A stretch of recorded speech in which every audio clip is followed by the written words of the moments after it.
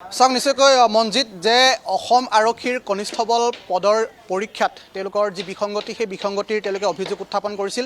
ৰাজ্যৰ প্ৰায় 4 সহস্ৰাধিক পৰীক্ষাৰ্থী আছে আৰু যিহেতু কালি আমি বাতৰি সম্প্ৰচাৰ কৰিছিলোঁ আৰু তাৰ পিছতেই তৎপৰ হৈ পৰিছিল অসম আৰক্ষী নিযুক্তি বোৰ্ড আৰু তাৰ পিছতে তেওঁলোকৰ যি লিখিত পৰীক্ষা আছিলে 23 তাৰিখে হ'ব লগা যি লিখিত পৰীক্ষা সেয়া 6 এপ্ৰিললৈকে পিছুৱাই দিয়া হৈছে আৰু তাৰ পিছতে এইসকল চাকৰি যি প্ৰত্যাশী আছে যি কনিষ্ঠবল পদৰ যি শাৰীৰিক পৰীক্ষাত তেওঁলোকে অৱতীৰ্ণ হ'ল এইসকল পৰীক্ষাৰ্থীৰ মনৰ কথাবোৰ আমি কালি লৈছিলোঁ আৰু তেওঁলোকে এটা অভিযোগ উত্থাপন কৰিছিল যে অসম আৰক্ষীৰ কনিষ্ঠবল পদৰ পৰীক্ষাত তেওঁলোকৰ কাট অফ মাৰ্ক হাই হৈছে। গতিকে এই বিষয়টো পুনৰ বিবেচনা কৰিবৰ বাবে তেওঁলোকে মুখ্যমন্ত্ৰীলৈ আহ্বান জনাইছে। তাৰ সমান্তৰালভাৱে তেওঁলোকে অসম আৰক্ষী সঞ্চালক প্ৰধান হৰমিত সিঙলৈ তেওঁলোকে অভিযোগ উত্থাপন কৰি তেওঁলোকে সমস্যাটো সোনকালে সমাধান কৰাৰ বাবে তেওঁলোকে দাবী উত্থাপন কৰিছে আৰু গোটেই কথাখিনিক লৈ আমি কালিৰ দিনটোত বাতৰি সম্প্ৰচাৰ কৰিছিলোঁ আৰু তাৰপিছতে তৎপৰ হৈ পৰা দেখিবলৈ পোৱা গৈছিল আৰু মই কথাখিনি অকণমান পুনৰবাৰ জানিবলৈ চেষ্টা কৰিম যে তোমালোকৰ কাট অফ মাৰ্ক হাই দিছে বুলি তোমালোকে অভিযোগ উত্থাপন কৰিছা, গতিকে এই বিষয়টোত কি ক'ব বিচাৰিবা? হয় আমি এতিয়ালৈকে বৰ্তমান সঠিক আমি এটা কথা উত্তৰ জানিব বিচাৰোঁ। আমাৰ যি আপোনাৰ যি অসম আৰক্ষী পৰীক্ষাৰ ABUB আৰু ড্ৰাইভাৰকে ধৰি আপোনাৰ APRকে ধৰি পোষ্ট আপোনাৰ 5,500 পোষ্ট আপোনাৰ এলাউ কৰিছিলে। আপোনাৰ ৰিজাৰ্ভ আপোনাৰ অল আছাম ভিত্তিত আপোনাৰ কেণ্ডিডেট দিছিলে পোষ্ট দিছিলে। আমি সেই পোষ্টৰ অনুপাতে আমি সকলো পৰীক্ষা আপোনাৰ ফিজিকেল টেষ্ট দিছিলোঁ। ফিজিকেল টেষ্টৰ সময়ত আপোনাৰ তেওঁলোকে তেতিয়া কৈছে যে আপোনাৰ অল আছাম ভিত্তিত আপোনালোকৰ পোষ্ট এলাউ কৰিছিলে, কিন্তু তেওঁলোকে এতিয়া আজি আপোনাৰ হঠাৎ আপোনাৰ যি ফিজিকেল টেষ্টৰ আমাৰ ৰিজাল্ট দিলে সেই ৰিজাল্ট আমি দেখি পিনে বহুত হতবাক হৈছোঁ।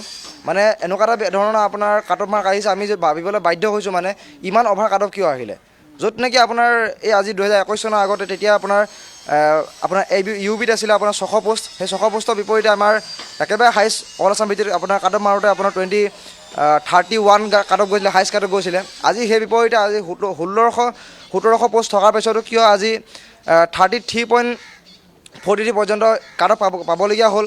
বাৰু কিছু লোকৰ আপোনাৰ 33 পৰ্যন্ত পাইছেগৈ, কিয় কাৰণে ইমান অভাৰ হাই কাট অফ হ'বলগীয়া হ'ল। আৰু ABত আপোনাৰ 2300 পোষ্ট আছিলে, 2300 পোষ্টত ইমান অভাৰ পোষ্ট থকাৰ পাছতো কিয় ইমান অভাৰ হাই কাট হ'বলগীয়া হ'ল, হাই কাট হ'বলগীয়া হ'ল, আমি সেই হতবাক হৈ আছোঁ। আৰু এটা কথা আমি এটা কথা জানিব বিচাৰোঁ যে প্ৰথম যেতিয়া আমাৰ পোষ্টসমূহ এলাউ কৰিছিলে যে ৰাজ্যিক ভিত্তিত আপোনাৰ পোষ্ট এলাউ কৰিছিলে আমাক 5,500 পোষ্ট টোটেল আছিলে। সেই 5,500 পোষ্টত তেওঁলোকে এতিয়া আজি হঠাৎ ডিষ্ট্ৰিক্ট ৱাইজ কাট অফ মাৰি দিলে। ডিষ্ট্ৰিক্ট ৱাইজ কাট অফ মাৰিলে আমি মানে বুজি পাইছোঁ, কিন্তু ডিষ্ট্ৰিক্ট ৱাইজ কাট অফ মাৰোঁতে আমাৰ কাট অফটো আপোনাৰ ডিষ্ট্ৰিক্ট ৱাইজত কিমান পোষ্ট আছিলে, কিমান পোষ্টৰ ওপৰত ভিত্তি কৰি তেওঁলোকে ডিষ্ট্ৰিক্ট ৱাইজ কাট অফ মাৰিলে সেই কাট অফ আমি এতিয়ালৈকে একো অৱগত নহয়। আমাৰ নাজানো এখন জিলাই গোটেই বিসংগতিবোৰ হৈছে নেকি? অকল এখন জিলা বুলি নহয়, আমাৰ ধেমাজিকে ধৰি আপোনাৰ মানে আপোনাৰ সম্পূৰ্ণ আপোনাৰ 35খন জিলাৰে আপোনাৰ বিভ্ৰান্তি হৈছে, মানে বিসংগতি হৈছে। এইখিনি আপোনাৰ চবৰে মানে দুখ লগা বিষয় হৈছে। বহুতে আপোনাৰ 2-3 বছৰ ধৰি কষ্ট কৰি আপোনাৰ এই ফিল্ডত দৌৰিছে, বোকা পানী কেঁচা টেষ্ট পানী কৰি এজন ল'ৰাই 2-3 বছৰ এখন ঘৰৰ পৰা যেতিয়া ডেকা বয়সত আপোনাৰ কষ্ট কৰিব কিবা এটা চাকৰিৰ কাৰণে, যেতিয়া নাপাব মনত কিমান দুখ লাগে। আমিও দুখীয়া শ্ৰেণীৰ ঘৰৰ ল'ৰা, আমি যদি অত্যন্ত যদি ধনী ঘৰ বা কিবা এটা হ'লেও আমি ইমান অভাৰ নালাগিলোহেঁতেন বা কিবা এটা কষ্ট কৰিছোঁ যিহেতু প্ৰাপ্যৰ প্ৰকৃত আমাক লাগে আৰু প্ৰকৃত ন্যায় লাগে। আমি এটা কথা আমি বিচাৰোঁ আমাৰ মাননীয় মুখ্যমন্ত্ৰী আমাৰ হিমন্ত বিশ্ব শৰ্মা ডাঙৰীয়া আৰু আমাৰ আপোনাৰ সঞ্চালক প্ৰধানগৰাকীলৈ আমি বিনম্ৰ অনুৰোধ জনাওঁ যে আমাৰ হৰমিত সিং ডাঙৰীয়া তেখেতক বিনম্ৰ অনুৰোধ জনাওঁ আমাৰ ফালৰ পৰা, আমাৰ প্ৰত্যেকখন জিলাৰ ফালৰ পৰা আমি তেওঁক বিনম্ৰ অনুৰোধ জনাওঁ আমাৰ দুখ যাতে তেওঁ বুজি পায়। আমি যে ইমান অত্যন্ত ৰ'দে বৰষুণে কষ্ট কৰি সেই পৰীক্ষা দিছিলোঁ আৰু সেই পৰীক্ষাত যে আমি এটা সঠিক ভাল নম্বৰ পাবলৈ সক্ষম হৈছিলোঁ, তাৰপিছতো কিয় আমি এনেকুৱাখিনি বিসংগতি দেখিবলৈ পোৱা হ'ল। তেওঁলোকে যাতে আমাৰ এই অনুৰোধ মানি লৈ আমাক আৰু এটা কথা আমি ক'ব বিচাৰোঁ, তেওঁলোকে প্ৰত্যেকটো আপোনাৰ 5,500 পোষ্টৰ এটা পোষ্টৰ বিপৰীতে তেওঁলোকে 5জনকৈ মতাৰ সিদ্ধান্ত লৈছিলে বা আমাৰ পোষ্ট নটিচ এলাউ কৰিছিলে। সেই নটিচ এলাউ কৰা পৰ্যন্ত যদি 5জনকৈ আপোনাৰ নটিচ এলাউ কৰা মতে দিছে, তেন্তে ইমান হাই কাট অফ কেনেকৈ যাবলগীয়া হ'ল। আমি সেই পৰ্যন্ত এতিয়া কোনো ধৰণৰ আমাৰ তথ্য নাই, কোনো ধৰণৰ প্ৰকাশ নটিচ নাই এতিয়া পৰ্যন্ত। জিলাভিত্তিক আপোনাৰ তেওঁলোকে কাট অফ মাৰিলে, জিলাভিত্তিক কাট অফ কোনখন জিলাত আপোনাৰ কিমান পোষ্ট আছে আমি এতিয়ালৈকে কোনো ধৰণৰ আমাৰ হাতত প্ৰুফ নাই বা আমি এতিয়ালৈকে কোনো নটিচ পোৱা নাই। সেই নটিচ আমাক দিব লাগে। যদি আমি এটাই বিচাৰোঁ আমাক 1/5 লাগিব, 1:5 আপোনাৰ 1:5কে মতাৰ এটা এডভাৰটাইজমেণ্টত নিয়ম আছিলে, কিন্তু তোমালোকক 1:2কে মতা হৈছে। আমাৰ অনুমান আমাৰ 1:2কে মতা হৈছে, নহ'লে আপোনাৰ যদি 1:5কে মাতিলে ইমান অভাৰ হাই কাট অফ হ'ব নাপালেহেঁতেন।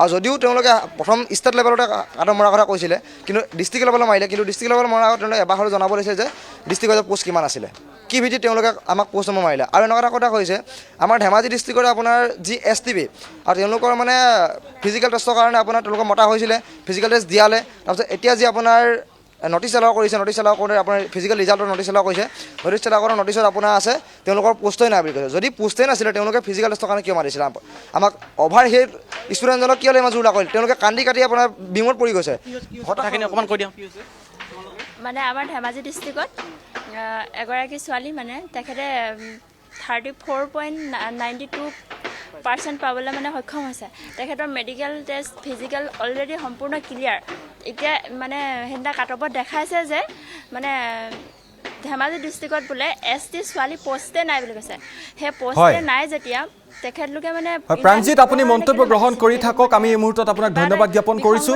আছে যেন আমাৰ